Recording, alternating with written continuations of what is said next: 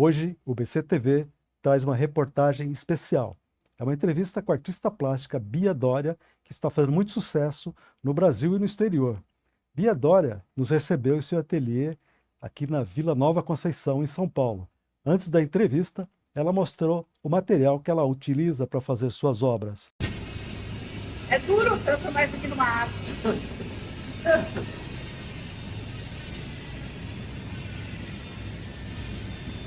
A madeira foi a minha primeira inspiração e toda a madeira que eu trabalho aqui é madeira que é recolhida por exemplo, essa aqui foi recolhida de queimadas, né?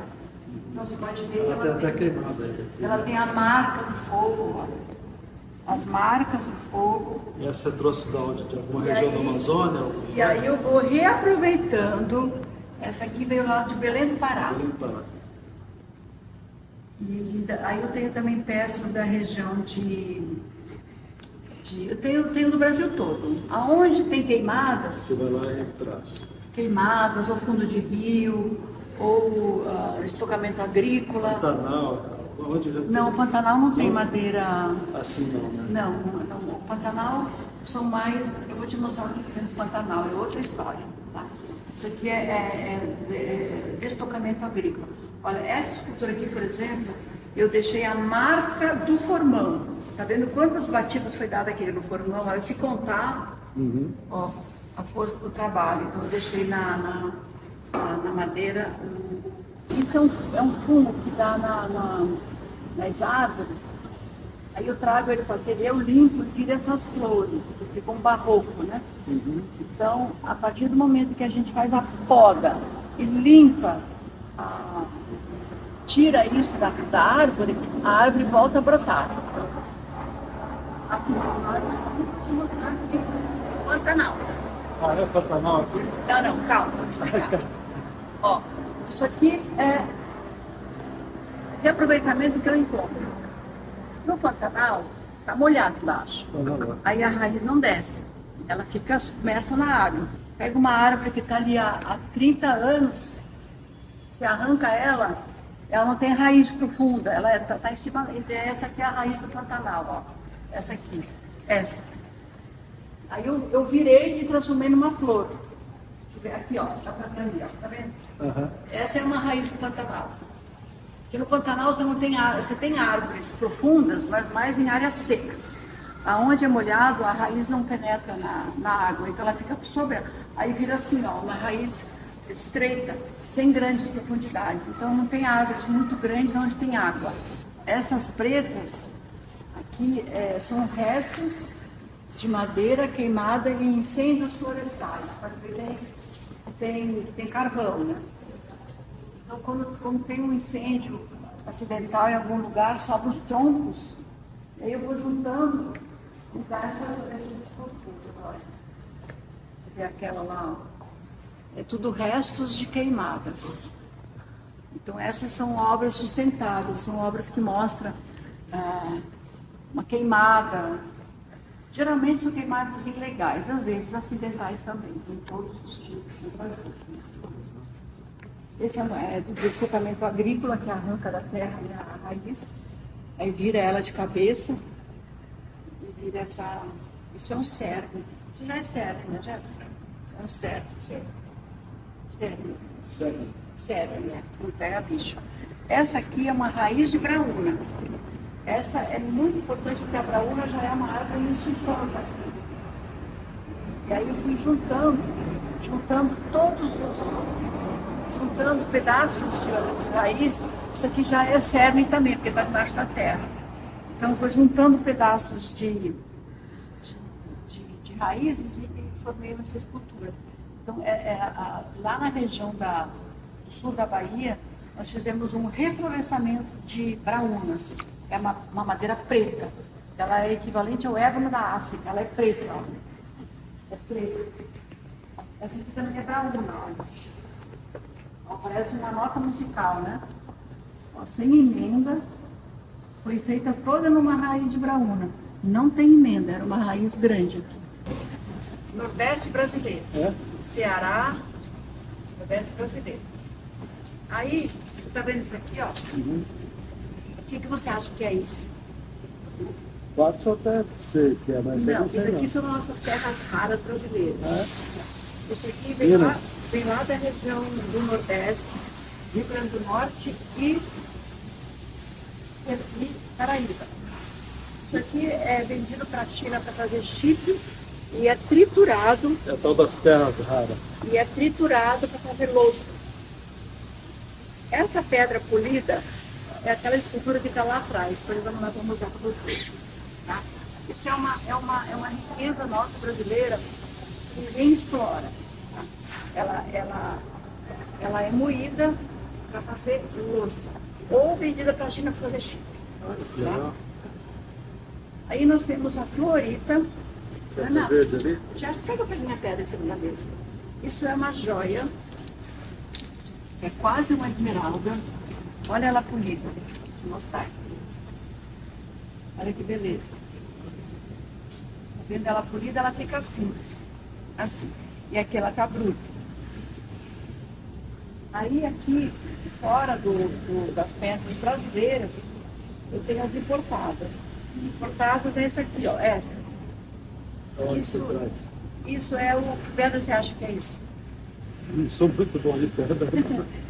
Ana, lá na televisão, tá vendo? Gerson, pega um alabastro. Então, isso aqui é Importada da onde você isso traz? aqui é a pedra mais antiga desde a época de Cristo, que era usada para fazer os castiçais, é o alabastro. O alabastro. E tem em duas partes do mundo. Tem na Itália, na região de Volterra, na Toscana, e tem no Egito. Aí ela polida, ela fica exatamente. Aquela é uma ágata negra, aquela meio marrom. A ágata eu conheço, mas não assim. Aí ela polida, tá lá dentro. Olha o alabastro polido aqui. Ó, isso era usado desde a época de Jesus para fazer os cálices, né? Para os cálices. Então, é uma pedra sagrada, ela é muito usada em obras obras santas, né? Esqueci o nome agora, obras sacras. Sacras. E ela bruta é assim. Igrejas, Vaticanos. É difícil de trabalhar porque ela quebra, ela lasca, né? Então você vai trabalhando, vai batendo e ela vai, mas olha ela polida, que beleza. Então eram feitos os castiçais, é uma pedra bem macia, bem fácil. Diferente dos nossos quartos, que é vidro, é duro. Essa que eu te falei que é a pedra rara, são nossas terras raras. Teve ela polida aqui para você ver que beleza. Olha a quantidade de quartzo que tem, ó, tá vendo? E isso aqui no Nordeste, aí na região do Rio Grande do Norte, na região do Ceará, Rio Grande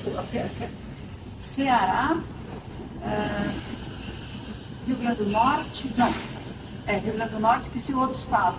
Elas são moídas para fazer louça. E essa peça desse tamanho aí? Essa eu fiz aqui. Ninguém conseguiu vazar isso. Isso é uma peça, isso fui eu que fiz aqui. E ela vem assim da natureza. Como é que você vai juntando as peças? Não, eu não juntei, isso é uma pedra Isso só. é uma pedra grande, né? É uma pedra grande. Uma pedra só. Aí nós temos o quartzo rosa, que é uma riqueza nossa brasileira. Não tem em nenhum lugar do mundo, só no Brasil. Realmente é uma joia, né? Isso é uma joia. Se não me engano, parece que no Paquistão tem um quartzo, mas ele é mais pink, ele é como se fosse um pink. Assim, rosa, branco, ele é considerado a pedra do amor e a pedra feminina. E as trouxe da onde, essa peça? Essa pedra se trouxe da onde? Isso é da região de Picuí, no estado de... Peraí, Picuí, agora é do lado do Rio Grande do Norte. Qual que é o próximo estado do lado do Rio Grande do Norte? Ceará, né? Ceará? Não, Piauí não. É do lado do Rio Grande do Norte para cima é... Paraíba, desculpa. Paraíba. Picuí, Paraíba, quartzo rosa, esse pessoalmente na pedreira. Aí nós temos o veio branco. Aqui é quartzo. E temos ele com veio dourado, que depende muito do local da pedreira. Então, e essa peça vazada, assim, ó, vazada, é muito difícil alguém conseguir vazar. que pega, ó, aqui é uma pedra e aqui é outra pedra. Então fazer esse buraco e vazar, porque é muito duro, é uma pedra muito, é um vidro, né? Então quando vai bater, é um trabalho assim muito difícil, tem as peças pequenas. Aí ainda uma pedra rica, maravilhosa, é essa calcita amarela. Isso é considerado a pedra do homem. Aquela é considerada a pedra do amor e da mulher. E essa é considerada a pedra do homem, por causa da cor. Então, ela é dos quartzos também, é uma pedra também muito dura. E ela tem esses veios, que é a interferência da rocha, né? Dependendo de onde ela vem. Ela tem a rocha, mas sempre com o amarelo e com essa interferência. Aqui é a mesma pedra. A mesma pedra. E esse aqui é um citrino. Um citrino, um cristal nosso brasileiro. Agora, essas pedras todas, elas têm uma força grande espiritual, não tem? Tem. Então, por exemplo, tem muitas pessoas que têm um pedacinho dentro de casa para... Eu tenho assim, minha mulher tem. Aí, por exemplo, a maioria das pessoas ou tem o rosa ou tem o branco. O branco é esse aqui, ó. O cristal branco, ele representa a limpeza, a pureza. Olha ele aqui em escultura. Eu tenho ele também aqui bruto, mas eu não sei onde é que ele está agora. Mas ele é considerado a pedra da pureza, né? Da limpeza, é o cristal branco. Aqui ele tem uma interferência já fumê. Esse aqui também é um quartzo rosa. Esse aqui eu esculpi já em forma figurativa, que é difícil fazer figurativos. Já figurativo. E depois eu tenho os mármores, né? Os mármores. O mármore, que é a nossa pedra brasileira. Na cidade de Espírito Santo, né? Cachoeira da Mineira, Espírito Santo. Tenho também o quartzo do mármore. Eu não tenho aqui agora, mas eu trabalho muito com o mármore do Paraná. Espírito Santo do Paraná, e tem o da Bahia, né? O da Bahia é maravilhoso, é o azul macaúbas, maravilhoso, mas branco praticamente é do Espírito Santo, e eu gosto muito do branquíssimo Espírito Santo, que ele tem pedaços de cristais, que é uma diferença brutal, por exemplo, do Carrara. O Carrara é um mármore branco leitoso, você praticamente com uma faca você trabalha ele. O nosso mármore brasileiro, ele tem cristal junto, ele é duro, é a maior dureza que tem na pedra. Então é uma grande diferença. E nós aqui no Brasil ainda temos mármore escultório, que é totalmente branco, é chamado de branquíssimo Espírito Santo, não tem nenhuma interferência, que é para escultura. Por exemplo, o alabastro na Itália tem interferências. O Carrara tem interferência, o escultório branquíssimo, que eles estão tirando desde a época do Michelangelo, não tem mais. Então, nós aqui no Brasil temos o branquíssimo Espírito Santo, mas ele tem pedaços de cristal. Então, eu só tenho uma peça, que é essa aqui, ó. Branquíssimo, tá vendo os cristais? O da Itália é mole e tem interferência cinza. Branquíssimo, branco, sem interferência, só no Espírito Santo, e ele tem cristais. Então, no mundo, o Espírito Santo é um celeiro de mármore para escultura. Tem que anotar. Eu vou te dar anotado, porque a gente acaba, não é fácil de gravar. É muita coisa. Porque, por exemplo, eu fui a Carrara para querer esse mármore para escultura. Branco. Você faz a prospecção das suas peças? Você que faz ou você tem alguém que faz? Não, eu que faço tudo aqui. Não, a prospecção que eu falo é saber onde tem, você vai lá ver onde... Não, eu que vou. De vez em quando eu adquiro uma pedra aqui, uma pedra ali, mas aí não dá lucro. Se eu quero ter lucro, eu tenho que ir na pedreira. Senão tem muito intermediário. Você escolhe a pedra. Escolho a pedra e eu já sei o que eu quero fazer, então é mais fácil, né? Então essa história do escultório branco é muito importante, porque não tem mais no mundo, porque eles estão tirando de Carrara desde a época de Michelangelo. Então não tem mais branco, o que tem está vendido assim para os artistas que mais antigos já estão lá. Então uma segunda fonte está em Cachoeira da Mineira, Espírito Santo. E essas outras tinha vida nisso? Não, é Murano. Murano no sul. eu fui para Veneza, lá em Murano, do lado de Veneza. Eu aprendi a técnica. Aí eu cheguei aqui no Brasil, porque se eu fosse importar de lá, o imposto e tal, ficaria impossível de revender. Então, eu tenho os fornos aqui no interior de São Paulo, onde a gente aluga os fornos e eles produzem pra gente. Eu levo a forma, né? E eles produzem. Isso é Murano, isso é Murano, isso é Murano, isso é Murano e aquele é Murano. Isso é Murano no sopro. No sopro. Como você faz eu faço um protótipo de uma forma, e chego lá no forno, eu alugo o forno por 15 dias, porque depois tem que ficar secando, né? Aí eu deixo lá, eu levo o protótipo e falo assim, olha, escolho a cor, escolho tudo. Eu não fico lá no sopro porque é impossível, uma mulher. Mas eles alugam o forno já com os profissionais. Porque o Murano tem aquele calor, tem que ter as luvas, tem que ter tudo. Então eu fico de longe só acompanhando, falando, essa tá boa, essa não tá. Porque senão faz de qualquer jeito. Agora, acompanhe a entrevista que eu fiz com a artista plástica Bia Dória.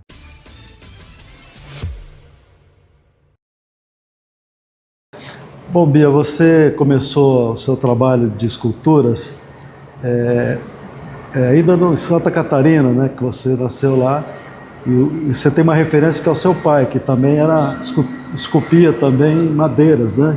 Madeiras de resto, né, de natureza morta, né? Eu me tornei uma artista plástica sustentável pelo motivo da minha infância. Eu nasci no interior do estado de Santa Catarina, onde o meu pai era fazendeiro, meu pai já é falecido, e eu nasci vendo todas aquelas araucárias, aquelas árvores sendo derrubadas, porque quando eu nasci, tinha que derrubar para agregar no sul do Brasil.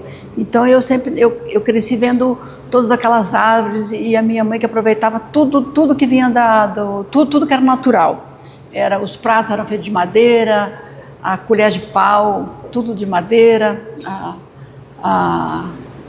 tudo feito no entalhe. Então foi ali que eu aprendi. Aí eu saí, eu tenho várias vidas, né? Eu saí pelo mundo, trabalhei em vários outros assuntos, e agora... Aliás, quando você estava em Santa Catarina ainda, você chegou a ser jogadora de vôlei, né? Fui jogadora de vôlei. Eu consegui sair de lá por conta do esporte. Sadia, não Eu foi? consegui sair de Santa Catarina por conta do esporte, porque onde eu nasci, é no oeste de Santa Catarina. Como é que é o nome da cidade? Onde nasceu a Sadia, lá em Concórdia. Eu nasci em Pinhalzinho, que é do lado de Concórdia, ali na região do oeste de Santa Catarina.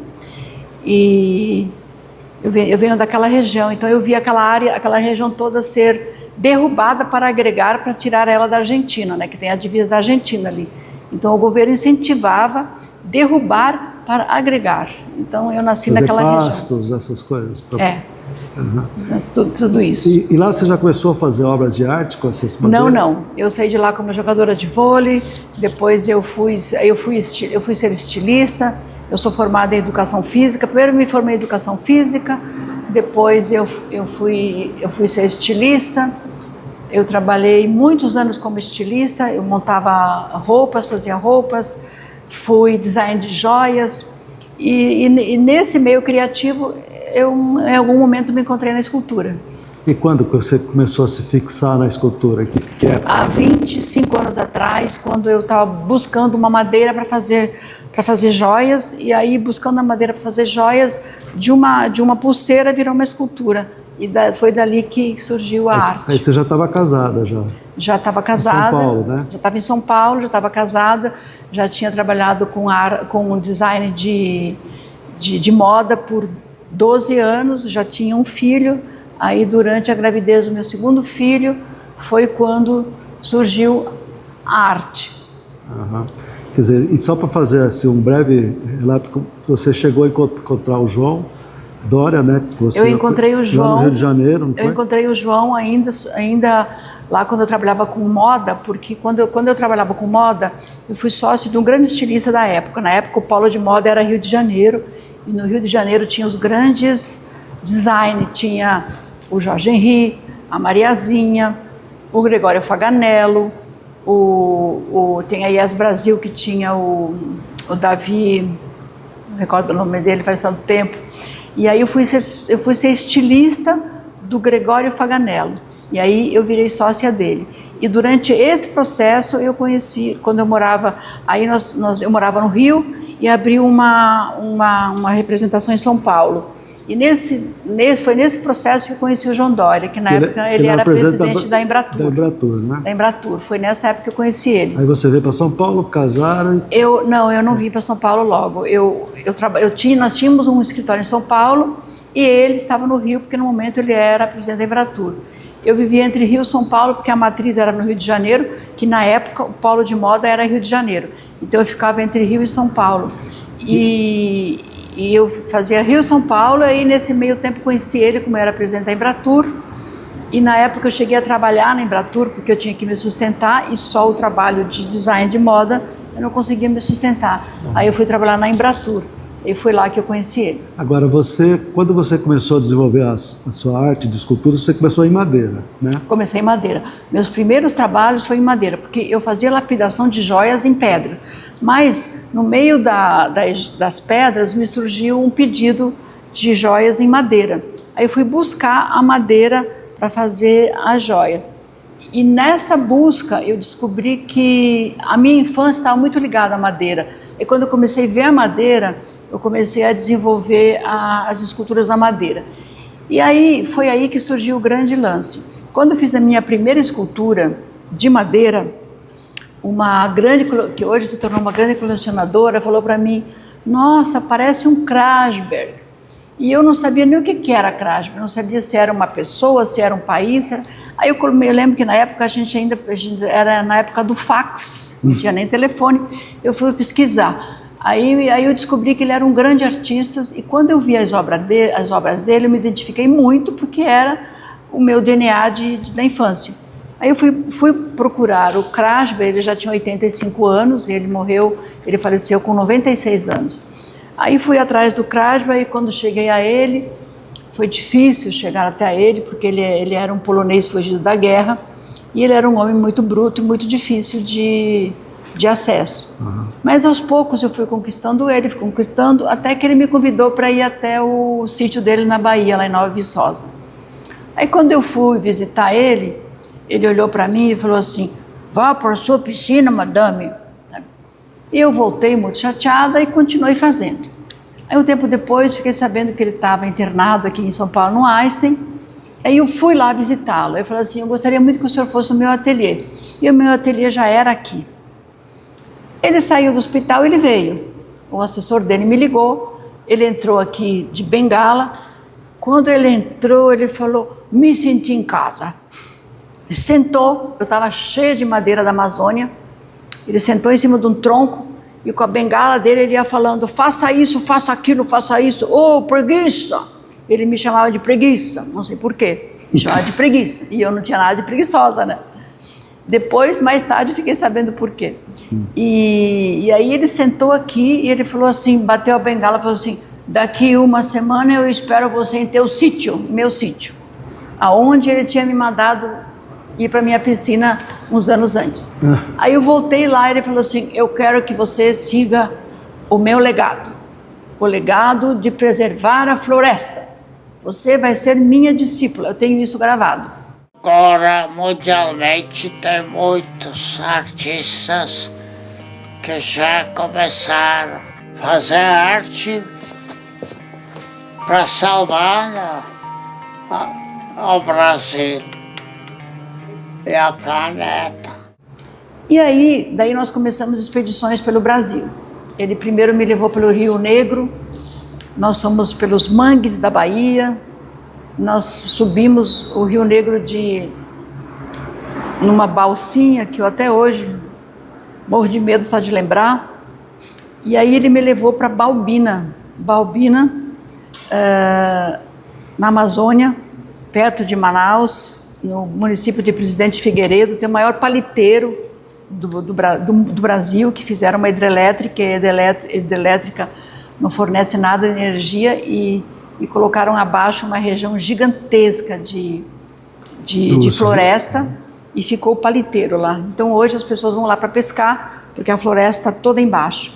Ele me colocou dentro de uma canoinha de alumínio e nós fomos em cima daquele paliteiro.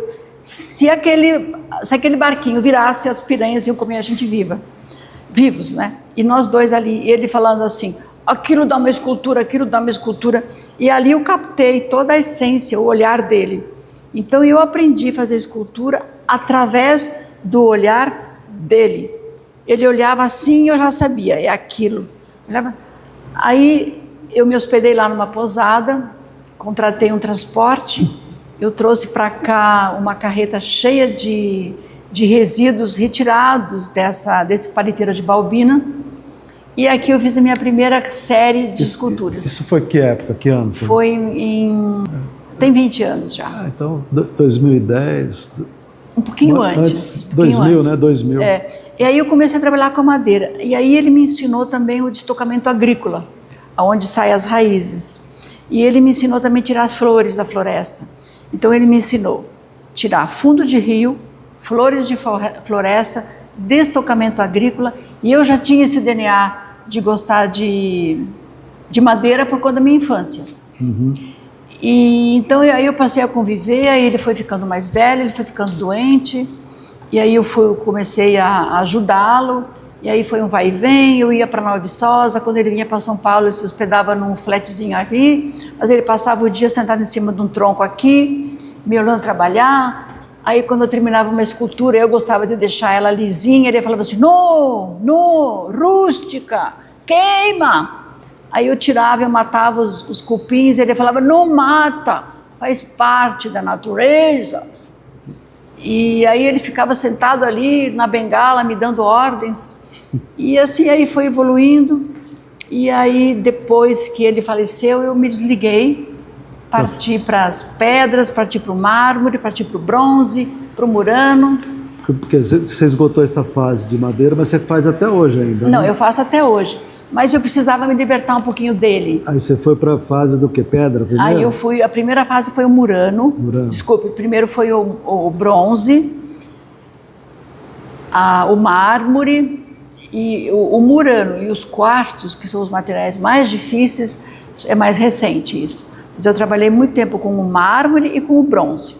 Você exporta suas obras até para a Alemanha, né? Para que lugares eu tenho para a própria Opera Gallery, é uma empresa que tem galerias no mundo todo. Eles têm Nova York, Paris, Singapura, Dubai, Emirados, eles têm em Miami, eles têm pelo mundo inteiro. Então ele pega minhas obras e ele distribui para as galerias dele. Você só administra isso e ele... Eu só produzo e mando para ele. Você produz e ele...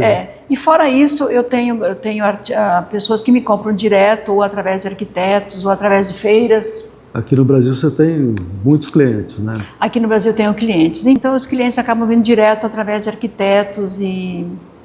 eles vêm direto aqui. Eu vi que você tem umas obras bem grandes, aí seria mais para espaços grandiosos, né? Fazendas, chácaras. Fazendas, chácaras, entradas, áreas externas, né? Entradas de prédios, essas grandes de mármore são para jardins. Uhum. Então eu tenho espalhado lá pela Fazenda Boa Vista, tem várias, e várias. Eu tenho obras espalhadas em Porto Alegre, em Gramado, em Curitiba, no Rio de Janeiro. Tem até pelo Mato Grosso, tem em todo o Brasil. Mas hoje você gosta de trabalhar mais com que tipo de produto? Hoje o que eu mais gosto é o mármore. Porque a madeira dá muito trabalho. Tanto a madeira quanto o bronze, eles dão muito trabalho de manutenção.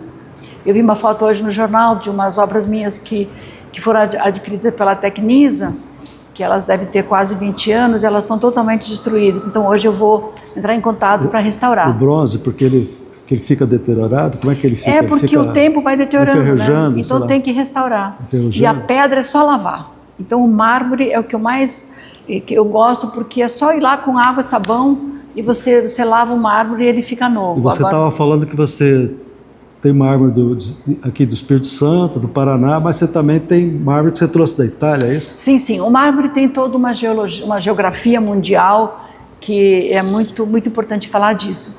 Porque o primeiro mármore que foi trabalhado foi um mármore de Carrara, e dizem que o Michelangelo importava da China, da Índia, Esse eu preciso até, eu não me recordo mais. Mas o mármore mais conhecido atualmente pelos artistas é o mármore de Carrara. Mas em Carrara não existe mais o mármore escultório que é totalmente branco.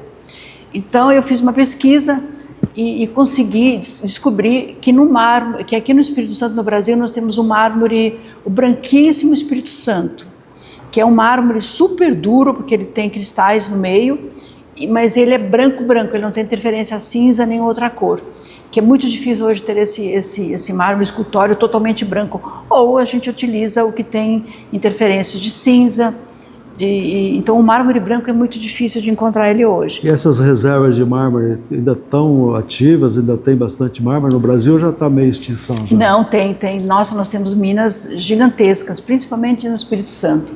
Temos também no Rio Grande do Sul, temos no Paraná. No Rio Grande do Sul, não conheço o mármore. No Rio Grande do Sul nós temos a ametista, lá em Ametista do Sul, que é maravilhosa, que é um quartzo. Tem aquelas grandes reservas de ametista, né? Lá no Rio Grande do Sul nós temos a maior reserva mundial de ametista.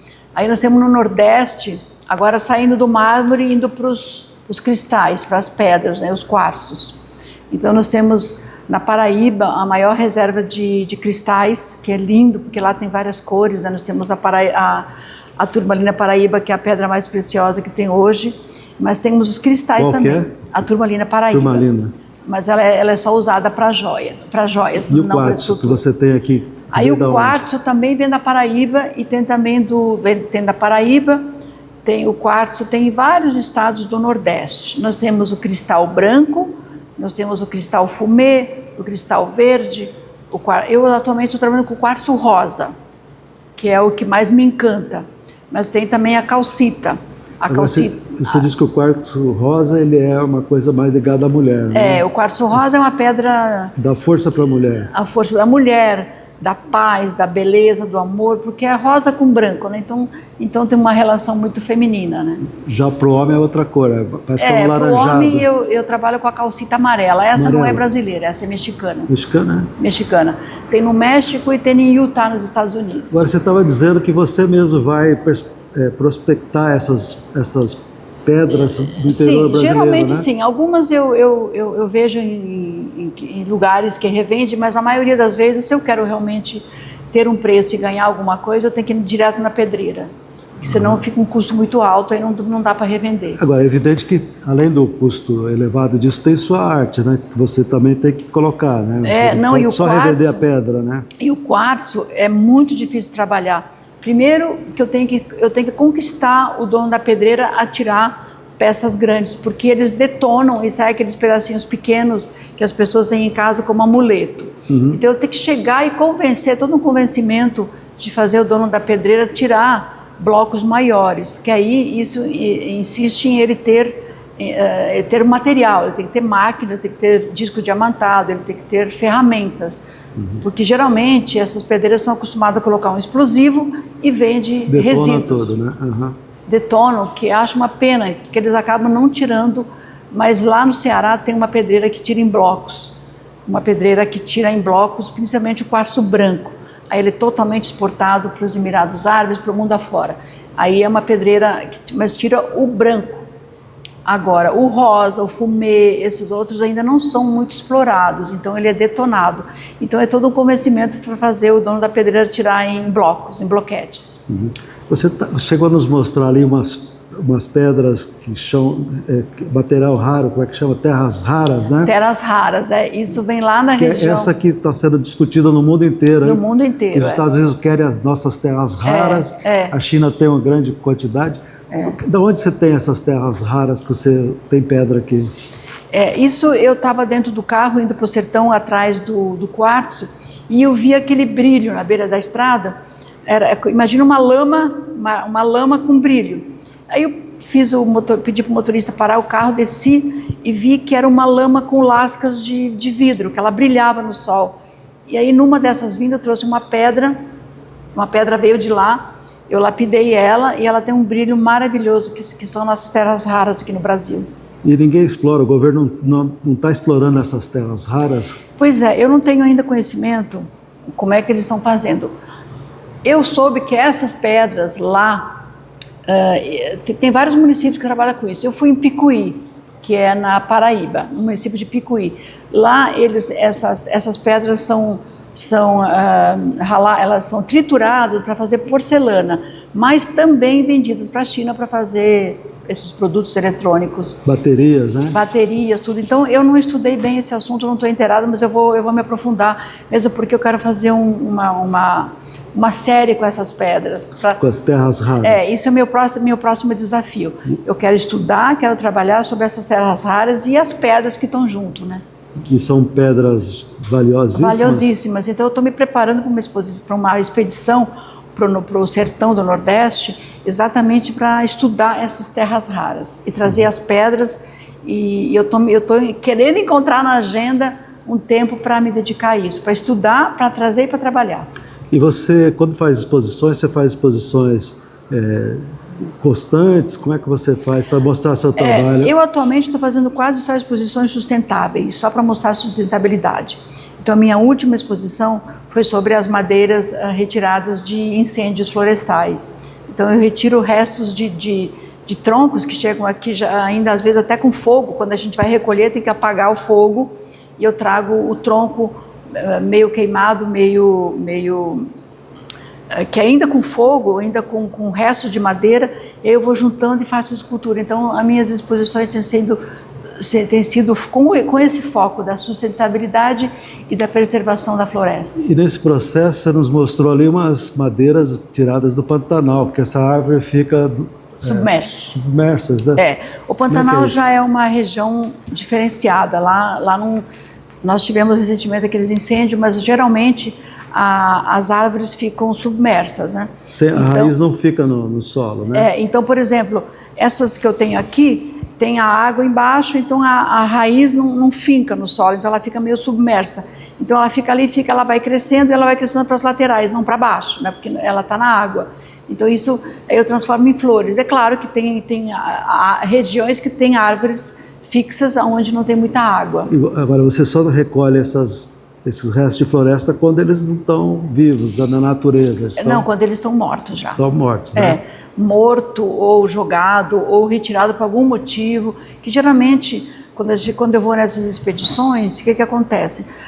Os fazendeiros, os agricultores, eles fazem um monte para tacar fogo porque aquilo virou um lixo. Então, essa é a minha matéria-prima, que ela é recolhida, retirada, ou para fazer pasto, ou para fazer plantação, ou por algum motivo. Então eles fazem uma montanha e tacam fogo ou jogam fora. E essa é a matéria que eu recolho, que é a minha matéria-prima. E você também, parece que você faz também exposições que tem até fundo de rio? Fundo de arrecadação para entidades carentes. Sim. Como é que você sempre eu faço minhas exposições, por exemplo, se for cobrar ingresso, eu não fico com o ingresso, vai para alguma fundação, geralmente voltada para a preservação da floresta. Por exemplo, a última que eu fiz com o Franz, que foi lá no Espírito Santo, todo o fundo que nós arrecadamos, nós transformamos em mudas de braúna. E depois, junto com os alunos das escolas, nós fizemos as plantações para reflorestar a braúna, que ela está em extinção, que é uma madeira preta, que foi toda extinta na região da Bahia. Ela é semelhante ao ébano da África. É uma madeira preta. Espírito Santo, é isso? Bahia e Espírito Santo. Está em extinção lá? Está em extinção. Aqui, por exemplo, em São Paulo não tem mais, então? Não, braúna aqui em São Paulo tem poucas, mas ela era originária do Espírito Santo e da Bahia, mas ela foi totalmente dizimada, vendidas, porque a braúna é uma madeira preta maravilhosa para fazer decks, casas. E a madeira daquela mata atlântica que está em extinção, não? A braúna, ela geralmente fica no sertão. Ela não fica na Mata Atlântica. Não, ela fica no sertão. E a braúna é essa madeira preta, só que ela foi toda cortada ou para o pasto ou vendida para o exterior para fazer madeira preta, valiosíssima, né? É valiosa. É valiosa, porque qualquer pedaço de braúna, ela é usada para fazer violinos, instrumentos musicais. Eu tenho uma raiz de braúna aí que eu recolhi na beira da estrada, depois posso te mostrar. Então ela é usada para fazer instrumentos musicais. O tronco é vendido para fazer decks, casas, vai tudo para o exterior. E não tem mais, foi tudo extinto há muito tempo atrás, né? Então eu recolho, eu tiro as raízes. Eu me lembro também que quando você esteve no governo, quer dizer, seu marido era o governador, em 2019 a 2022, né? Você era presidente do Fundo Social de Solidariedade, né? Aí eu lembro que você se dedicava bastante, você tinha até uma sala no Palácio e tal, você reclamava que você não tinha muito tempo para fazer suas obras, né? Verdade. E nesse período aí você também produzia ou você reduziu bem a produção para trabalhar pelo governo? O casamento é uma parceria, né? Então tem que acompanhar o marido. Como meu marido foi governador, geralmente o Fundo Social fica com a primeira-dama. Então eu acumulei as duas funções, cuidar do Fundo Social durante a pandemia, que foi o maior desafio da minha vida, cuidar do Fundo Social durante a pandemia foi o maior desafio da minha vida. Foi assim, o governador nos deu uma ordem que a gente tinha que arrecadar tantos produtos, tantas cestas básicas, e nós cumprimos, junto com a Célia Pares, que era a secretária. Então, como é que eu fazia para não perder para não parar de trabalhar? Eu vinha para cá bem cedo. Eu trabalhava assim... Eu lembro disso, às 6, 7 da manhã você já estava aqui, né? Trabalhava feito uma doida até às 10. Aí tirava a roupa de pedreira, né? Porque aqui lixa madeira. Me arrumava e ia para o palácio. E lá nós tínhamos o desafio de conseguir, na época, máscaras, produtos de limpeza, cestas básicas. E não podíamos comprar com orçamento. Era o desafio. Então, você tinha muita contribuição de empresas, né? Então nós tivemos a maior contribuição da história. Uma empresa doou um monte de cobertor, né? Então nós tínhamos os cobertores, cestas básicas, produto de limpeza. E não tínhamos orçamento para isso, porque se fosse fazer licitação, as pessoas morriam de fome. Então a solução foi pedir. E saímos pedindo. E pedir numa época de recessão, numa época de pandemia, não foi uma tarefa fácil. Mas conseguimos a maior arrecadação de tudo. De cestas básicas, de produto de limpeza, de máscaras, de tudo que você possa imaginar. Eu lembro até que teve um período que você chegou até ir para as ruas, para trás de pessoas com necessidades, né? Foi para a Praça da Sé. As pessoas que estão em vulnerabilidade social nas ruas. Tentamos levar eles para os abrigos, não tivemos êxito. Conseguimos só durante o inverno, depois eles voltavam para a rua. E nesse período aí você chegou a leiloar obras de arte para socorrer alguns carentes, assim? Como é que você fez? Sim. Através de terceiros eu doei quase todo o meu estoque. Para tentar arrecadar, porque nós precisávamos comprar cestas básicas, né? Precisávamos comprar máscaras. E depois que veio a vacina, então foi uma loucura, porque aí tinha que vacinar. Tá. Aí acabou o governo, em 22, aí você voltou a direcionar seu foco para suas... Aí eu voltei para cá mais tranquila e também cuidando da minha família também, né?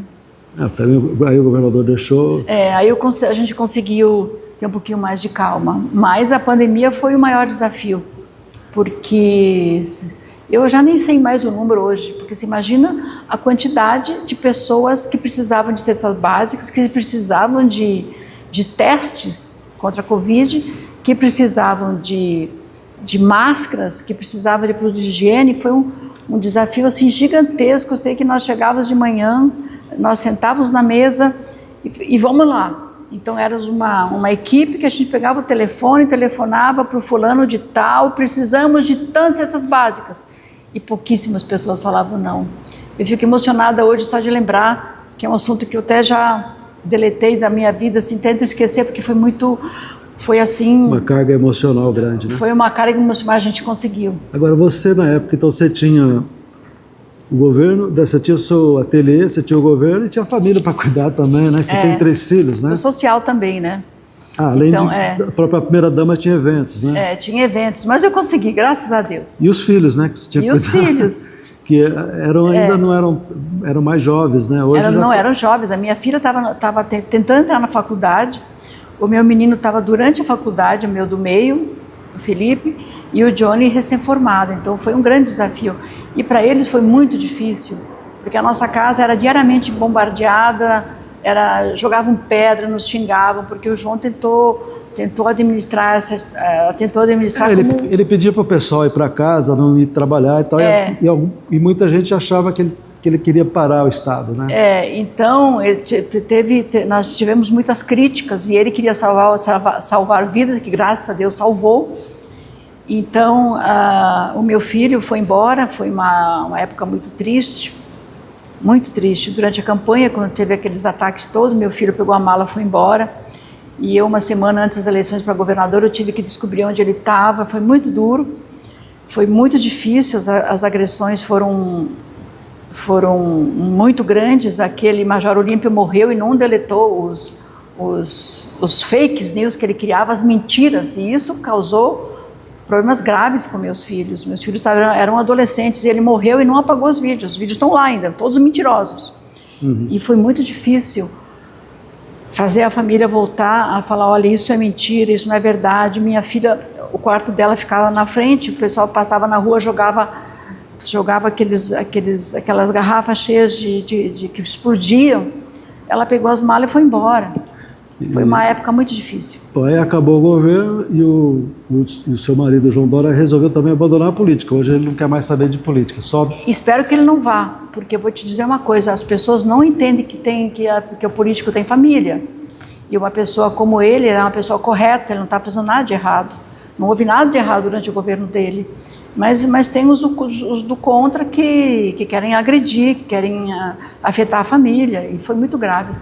Quer dizer, hoje você considera assim uma situação mais estável, você desenvolve suas obras, você cuida da sua família, você também não tem essa preocupação com o aspecto político, que é mais difícil, né, de administrar. Não, o aspecto né? político tira muita concentração, né? Então hoje está mais tranquilo, graças a ele ter saído da política. A política desestrutura qualquer estrutura. Nós somos uma família forte, estruturada, nós ficamos focados em segurar a família unida, conseguimos. Eu voltei para a minha arte e ele voltou para o trabalho dele. Perfeito. Deu tudo certo.